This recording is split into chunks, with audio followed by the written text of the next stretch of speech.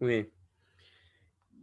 Eh, Buenos días. En este video vamos a hablar acerca de los ciclos económicos y el caso de la crisis económica por el COVID-19. Sebastián Méndez, su servidor. Espero. Bueno, 2020 fue un año en el que todo el mundo se paró. Gracias al COVID-19, los países tuvieron que encerrar a sus habitantes, parando las actividades que hacíamos diariamente. Esto provocó una crisis económica en todo el mundo.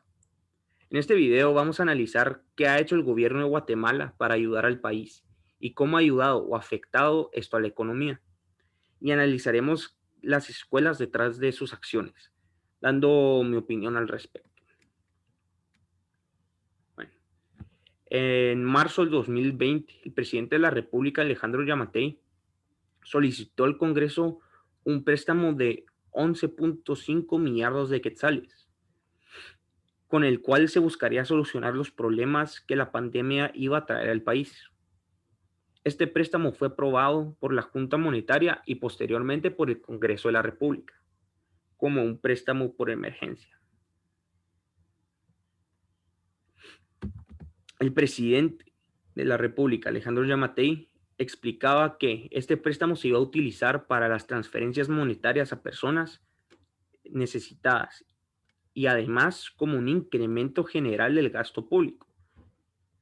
Alguna una parte iba a ser para salarios y otra parte para hospitales.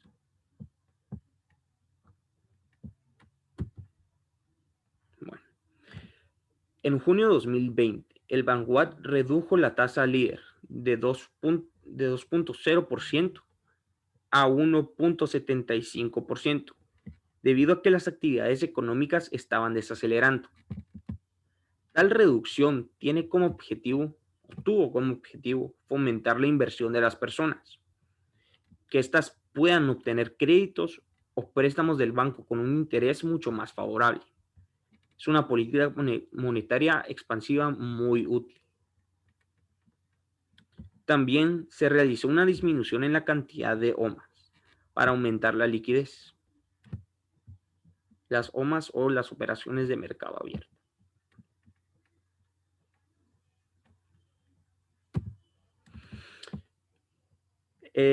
Como podemos ver, el IMAE cayó por varios meses consecutivos, aunque dado su tiempo aumentó y se recuperó. La inflación lleva 5 meses fuera de la meta y el PIB anual cayó 1.5%. Como podemos ver en la gráfica, el índice mensual de la actividad económica disminuyó de enero a mayo del 2020. Sabemos que en el país hubo restricciones que no permitió que las personas pudieran trabajar, lo que hizo que las actividades económicas bajaran. Sin embargo, en junio de 2020, el gobierno liberó y comenzaron a regresar las actividades económicas a su normalidad, lo que provocó un incremento del 12.4% en el IMAE. Como ya mencionamos anteriormente, las actividades económicas se redujeron, lo que provocó una disminución en la producción, el consumo y las exportaciones del país. Así explicamos la disminución del PIB en un 1.5% en el tercer trimestre del 2020. En esta gráfica de la derecha podemos observar que la inflación del país de enero a mayo de 2021 llega fuera de la meta que la Junta Monetaria ha establecido en Guatemala, que es el 5%. Bueno, tomando todo esto en cuenta, entremos a la pregunta. ¿Qué modelo utilizó el gobierno de Guatemala? Estos son los modelos económicos. Están los clásicos, los monetaristas y los keynesianos. Podemos ver a Adam Smith, a Keynes y a Friedman. Los clásicos. Para los clásicos sabemos que los precios y salarios son completamente flexibles, por lo que la oferta agregada es perfectamente inelástica. Estos piensan en un desempleo voluntario como tal. Sin embargo, muchas personas no pudieron trabajar por motivos económicos, no por voluntad propia. Además, la política monetaria creían los clásicos que no era necesaria, ya que hay un mecanismo de autorregulación. Con respecto a los gastos públicos, los clásicos no estarían de acuerdo con un aumento en los gastos públicos. Estos mencionan que, aunque sí tenga un efecto positivo en la producción a corto plazo, ese mismo aumento en los empleos va a causar una caída en los salarios reales, por lo que creo que el gobierno no ha aplicado el modelo clásico. Monetaristas. Los monetaristas creen que para llegar al punto del pleno empleo hay que aumentar la demanda agregada por medio de política monetaria. Sin embargo, una de las premisas más importantes para los monetaristas es la estabilidad en la política monetaria. No se puede crear política monetaria que lleve a niveles altos de inflación, por lo que se debe ser cuidadoso al momento de hacerlas, el cual creo que no ha sido en este caso. Es muy importante mencionarles que el Vanguard antes de la pandemia seguía este modelo como base para las decisiones que tomaba. Mantenía la inflación en un nivel bastante estable. Sin embargo, en este caso de la pandemia no creo que haya sido el caso. Los keynesianos. Los keynesianos tenían como principios o premisa que es necesario hacer política monetaria, pero sobre todo hay que hacer política fiscal, en la cual podamos aumentar el gasto público o disminuir los impuestos para que la demanda agregada se impulse y así poder llegar al punto de pleno empleo. Yo creo que el gobierno de Guatemala ha utilizado un modelo keynesiano durante esta crisis económica, debido a que ha realizado las dos políticas, fiscal y monetaria. Como podemos ver aquí, puse una gráfica de Juan Antonio Zapata que explica la política monetaria de Keynes. Si podemos ver en general qué fue lo que hizo el gobierno acá en Guatemala. Bueno, tenemos en la gráfica de la izquierda, la primera gráfica, tenemos el mercado monetario. En el del medio vemos tasa de interés con inversión y la demanda agregada con la oferta. En una política monetaria, al aumentar la oferta monetaria, vamos a disminuir la tasa de interés. Al disminuir esta tasa de interés, las inversiones van a aumentar. Dado el aumento de las inversiones, la demanda agregada también aumenta, porque las personas empiezan a consumir más, la producción aumenta, entre otras cosas.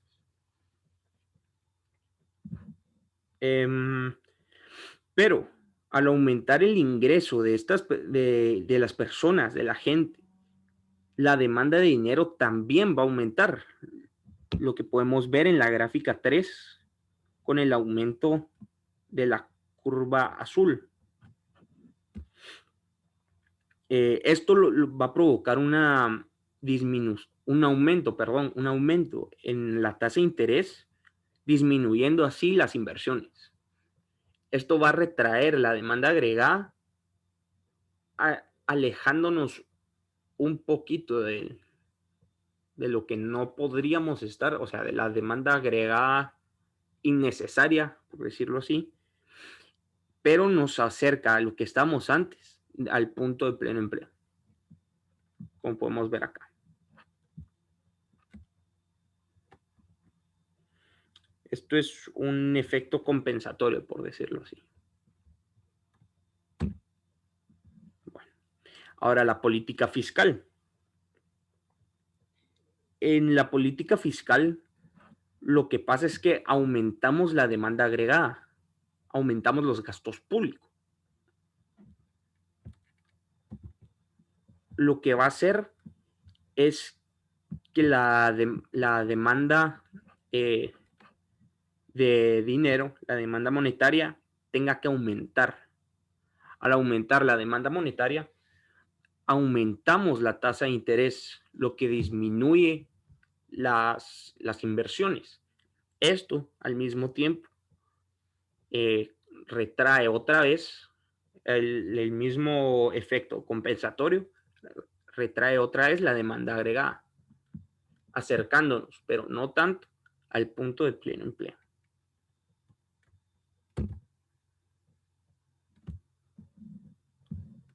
Bueno, vamos a ver el modelo de Garrison. Para poder entender el modelo de Garrison y cómo funciona, eh, acá en Guatemala, cómo podemos aplicarlo en, en el segundo año, tenemos que entenderlo completamente. Podemos ver el triángulo de Hayek de los bienes de producción. En, al lado que este triángulo es el consumo y el tiempo de deterioro de los bienes y el tiempo de producción. Vemos el nivel de interés acá, la tasa de interés, ¿verdad? Y ahora la juntamos con la gráfica de la frontera de posibilidades de producción.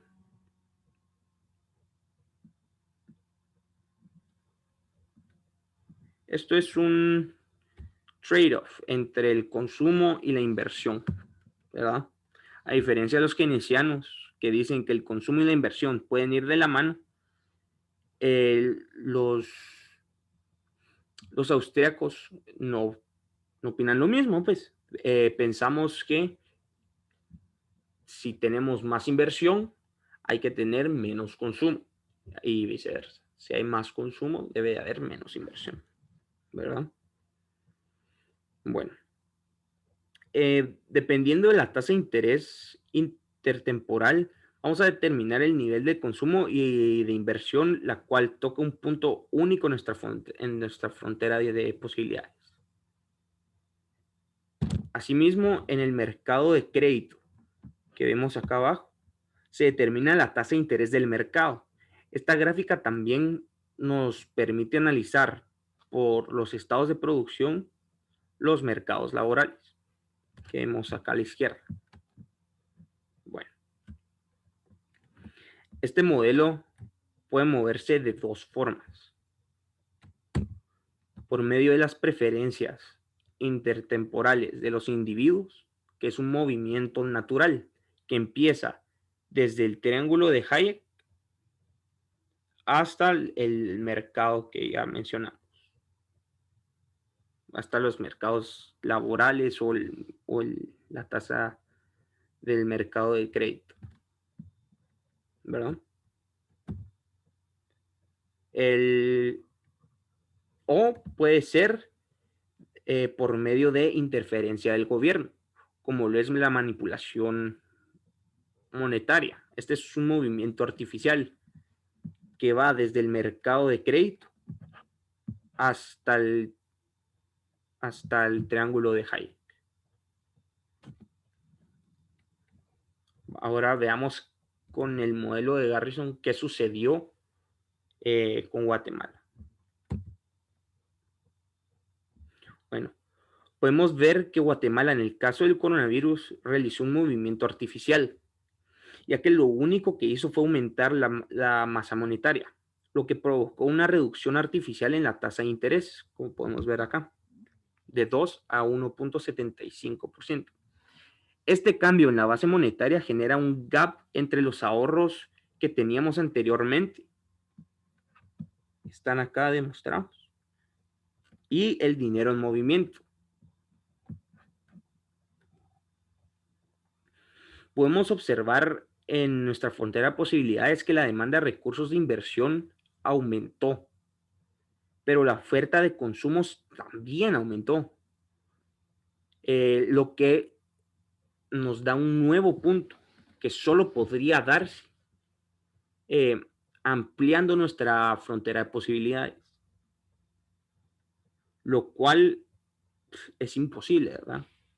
Tener una frontera de posibilidades mayor a la que tenemos ahora es imposible. Esto aumenta el nivel de consumo de las personas, pero lo hace de manera artificial. La riqueza nunca aumentó, ¿verdad? Lo que llamamos una distorsión de mercado por la manipulación monetaria, ¿sí? ¿Qué podría hacer Guatemala o el gobierno en este segundo año de pandemia según este modelo? En este caso, creo que no podemos hacer nada, ya que el crecimiento fue de forma artificial. Podríamos buscar regresar si queremos dar una respuesta más concreta. Podríamos buscar el regresar la tasa de interés a 2% y esto, que esto nos ayude a promover un poco más el consumo o la inversión. Estas son las referencias. Muchísimas gracias.